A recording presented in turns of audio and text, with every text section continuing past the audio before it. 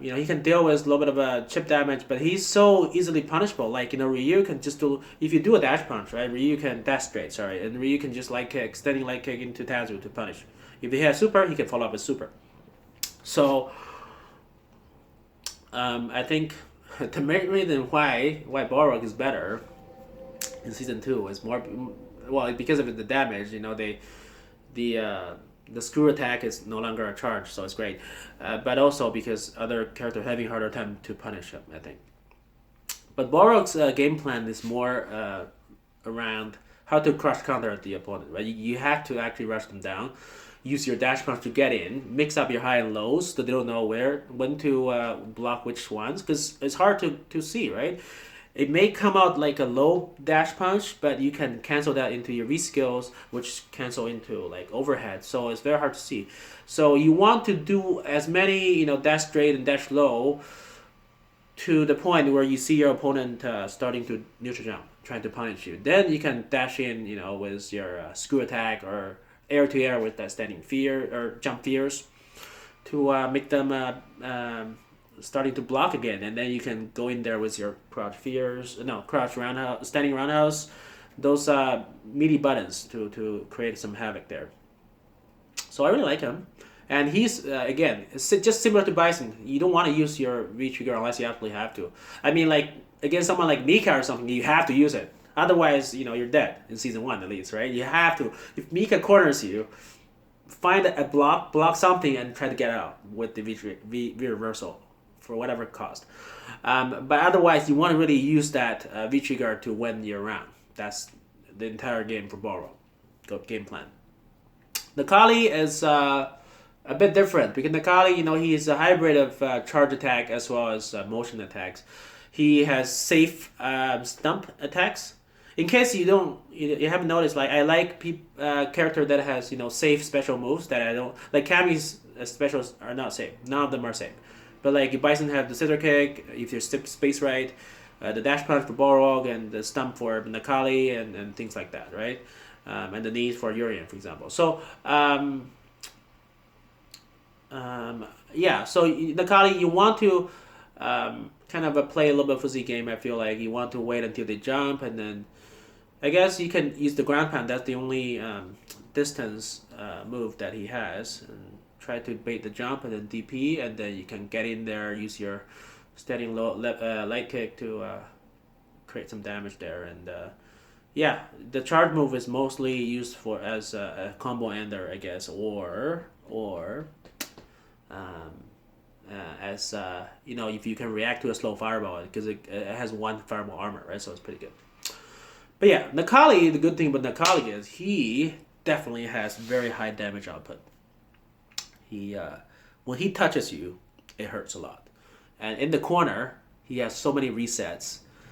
So you really have to guess. Like I've done those double reset. You've seen me doing that, but instead of that, I could have canceled the second reset into like a standing medium kick. And if you try to jump away, then you got another counter hit, and then you start another series of attacks, right? So Nakali, I feel like that's why Titanic is doing so well with him in tournaments and online. He's number one right now. So I watched a lot of his videos. I feel like Titanic really used this character to his best potential.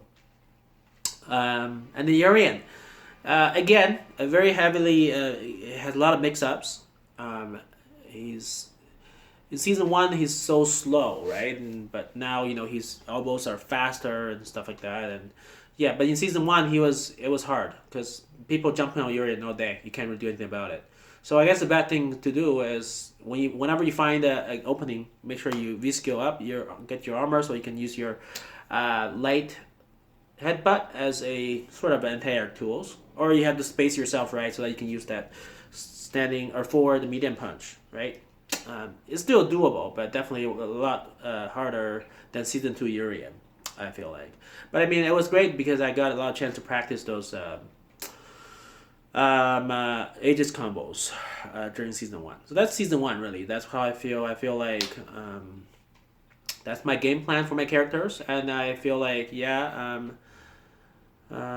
Urien is somewhere in the middle. I would place him in terms of like out of the 22 characters in season one. I think he's somewhere around 11 or 12, and Bison is about.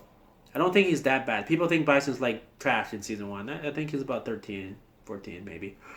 Balrog, very similar to Bison, and Nikali I would say maybe top, definitely not top two, but maybe four ish. But okay, so season two. Season two, there's a whole bunch of changes. Gray Life. Let's talk about Gray Life. So Gray Life matters now, hey? You know who benefits? Bison. Bison's hit string does so much Gray Life. And you have the guess too, right? If you don't, if you press a button, then you got hit. Like, he has this, season two, he had this, what? Dash in, crouch, light kick or light punch into standing medium punch, standing medium punch, standing medium kick, standing heavy punch, which increased range so it can reach right now after four normals. It's incredible. And you can cancel that into either a blast or like a scissor kick. So it's pretty intimidating. If you press button during that sequence, you not only get hit, but also you lose all your gray lives. But anyways, I got carried away a little bit there. Gray life, I felt like I don't know. I felt like they shouldn't slow down. Maybe they should slow down the Gray Life generation a bit, just to speed up the games. But I don't think it should be that much because right now, like for the characters that relies on the Gray Life, like Zangief or something, well, good luck. So I don't feel like that should be the case. I feel like they should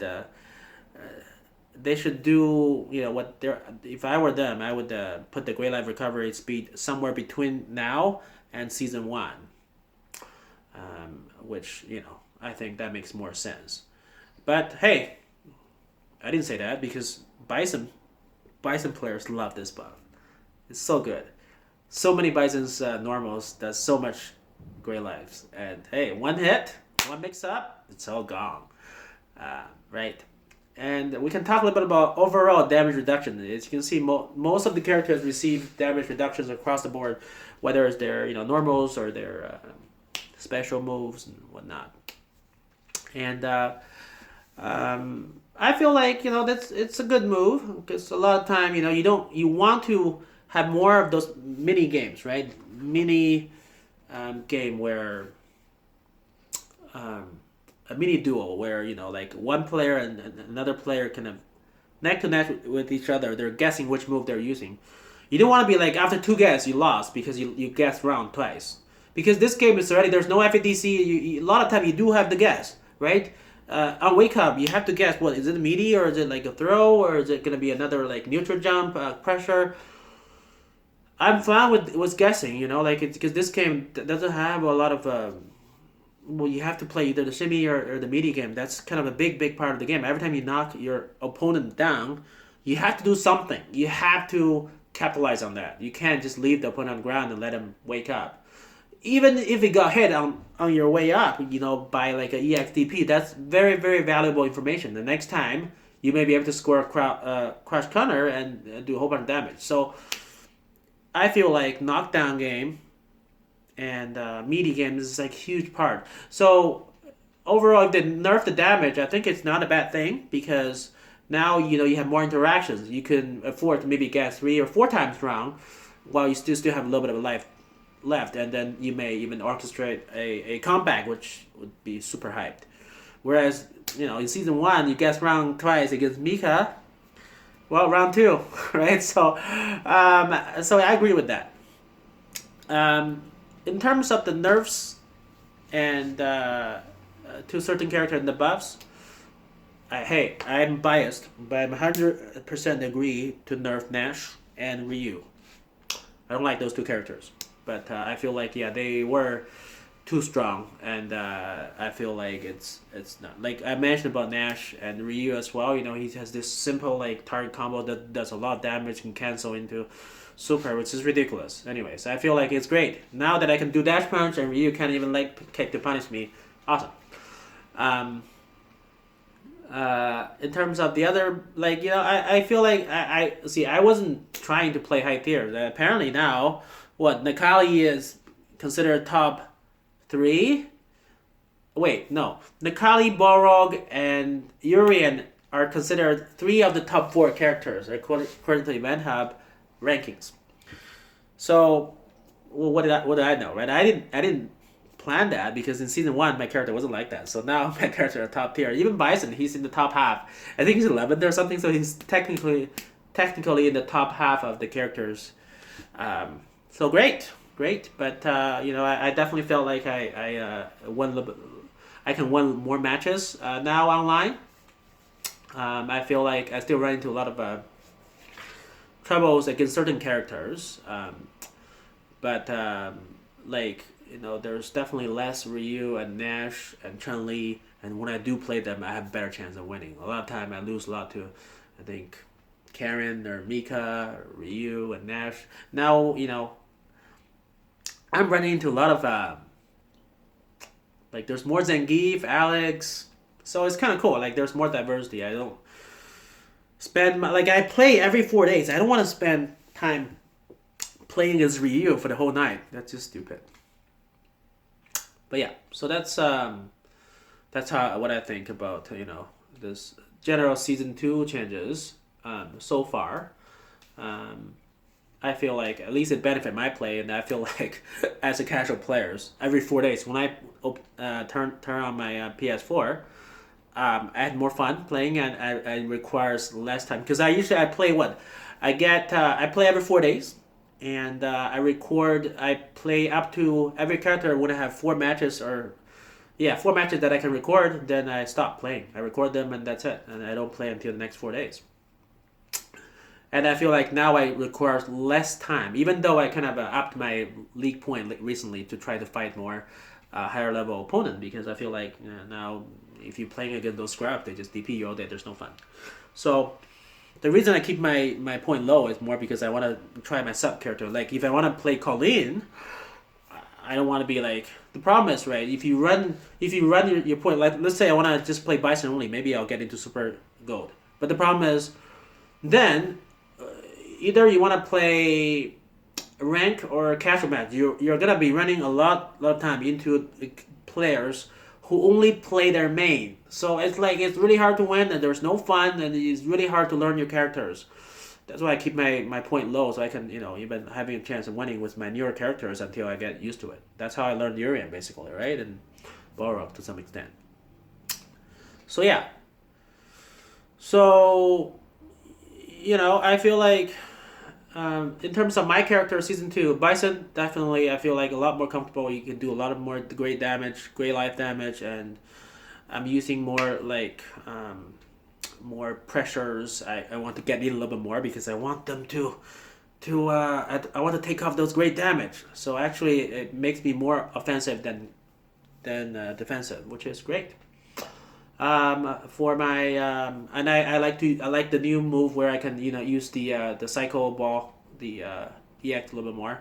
I really like the change where I can store my fireball and use that as the V skill to use that as a combo and or a juggling tool, or like you can react to their fireball and throw it up to you know negate their fireball while hitting them. So it's a lot of use. I really like that change for sure. So for Balrog, his change is mainly, his screw attack is now a motion move, which is great because he can do a lot more damage after a crash counter. It used to be in season one, your only viable one is like you have to do your target combo, right? Like your medium kick, medium punch into the heavy punch, and that's it. That's the only way you can deal more damage, unless you want to, hit confirm crush counter into super, yeah. But now, if you hit them close enough with that crouch fears, then you can like use your crouch. Sorry, if you hit them with the crouch roundhouse, standing roundhouse close enough, you can use your crouch fears to launch them and do these heavy damage attack. Like you can do what like with two bars. One crash counter can deal what like 65 to 70% of Kuma's life. It's ridiculous. But yeah, that's really what it is. And so I like it. So Balrog definitely got buffed for his damage, for his overall game plan. So now you can actually move Shimmy back and forth without holding charge, right? Certain range, people are afraid of Balrog doing dash punches. So if you're in like a sort of like a mid range, but you're a little bit behind that mid-range line, then they were like, oh, he's gonna dash punch you, so they tend to either jump at you or jump neutral jump. Then you can kind of shimmy and walk back and forth, and once you see that, you can get your EX screw attack up, and then either whether they're a jumping attack or not, you're gonna have that one armor, so you can just hit them. So I think that's a really good buff for Balrog. I do feel like Balrog is they kind of buff him a little bit too much, even though I play Balrog. So because when I did a couple of a crush counter on one player, it's like their whole life is gone, and it's very hard to if you're cornered by Balrog, because his anti-air is one of the best. I think he has a lot of anti-air tools, which is awesome. Yeah, you got that standing medium punch, and you got the crouch fears. You got jump back jab. It's great. So if you're cornered by Balrog, you get a lot of chip damage, and eventually when you try to jump out, too bad. And if you want a neutral jump, he can walk towards you and watch the neutral jump, and then he does that EX screw attack, and then you still get beaten. So he's definitely quite strong. But yeah, so he's actually now I can win against Zangief players now. Actually, it's kind of nice. I used to be so scared of Zangief. Now you just want to play smart. You can keep Zangief out pretty well, because you know what, like Zangief nowadays they really play Balrog. They want to like do that muscle move so that you dash punch to them. It doesn't matter you go low or high or overhead, right? They absorb one hit and they grab you, SPD. Hey, but you can do the V-trigger cancel. So you try to do a dash punch, they're trying to react with the muscle move, and you cancel that into your V skills, empty cancel, and then you can throw them right in front of them. So that makes Zangief players instantly unable to react with that muscle move, which means this game is a lot more manageable matchup, at least for Balrog. Necalli.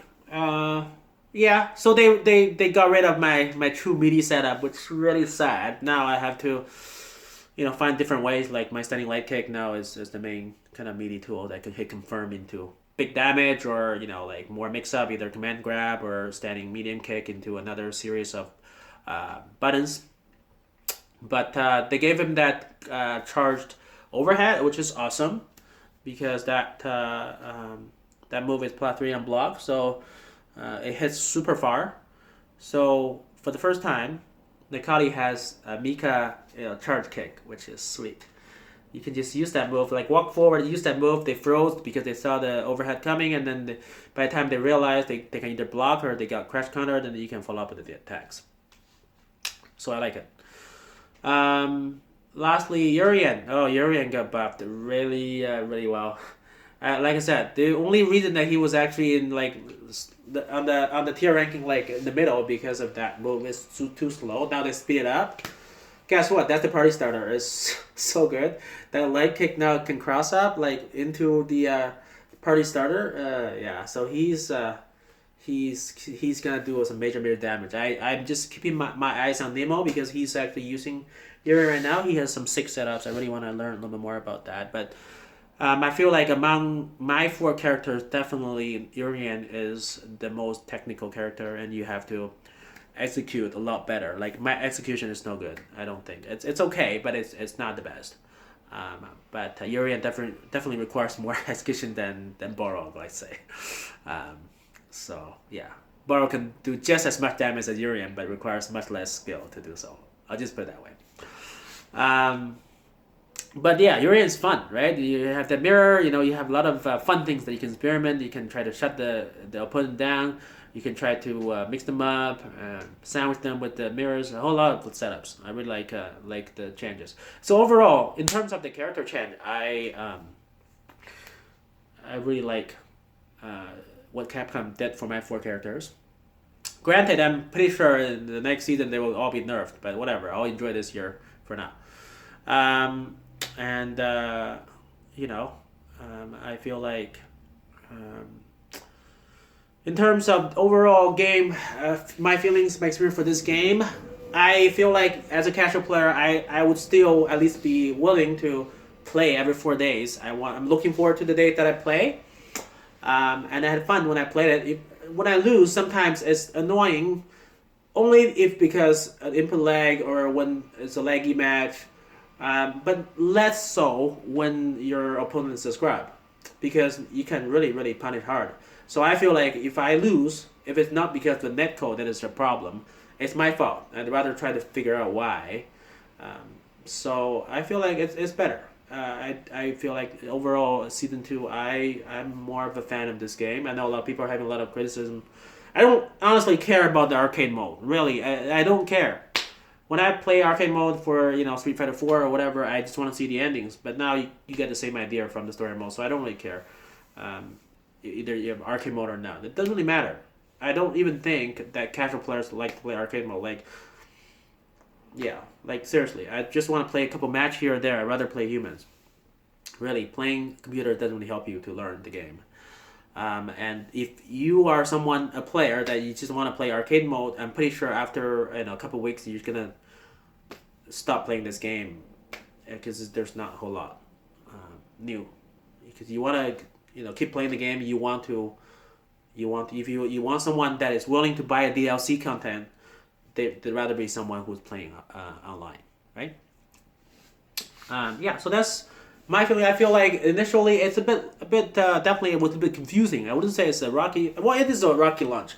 It's very confusing in terms of the content. It's a bare bone, but I feel like the stuff that I want to do, it's there. I didn't mind. It was a learning process. I felt like I was just more excited to play a new game and try out the characters that I like, to see what changes they have, and like Bison, right? And then I got into it. I didn't get distracted too much by without having a arcade mode or whatever. I really don't care.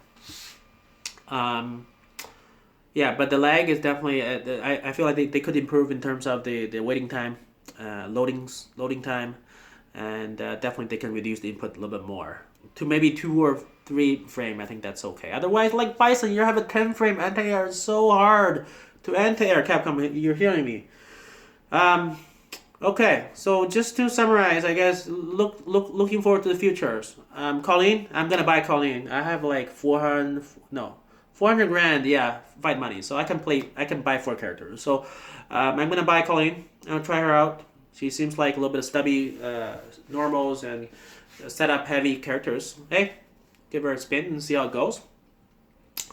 But in terms of other characters I want to return to the game in season 3. You know what? I don't care about Sagat. Yeah, he's an iconic character, but I want Blanca to return personally, of course. Cody, hey, a lot of people loves Cody, so I hope like Capcom really get Cody back in this game. I feel like I want Hager to win this game. I think he's gonna be a cool addition, and we need either Hager or T-Hawk. I want another grappler, even though I don't really play that much grapplers, right? Who else? I want. You know what? It would be nice Adam to be in this game. I just want Adam Kick to beat like Nash, but I don't think Adam will be included. So from Street Fighter 3 though. Oh, actually, by the way, Abel. Yeah, I would like to see Abel in this game, see what he can do.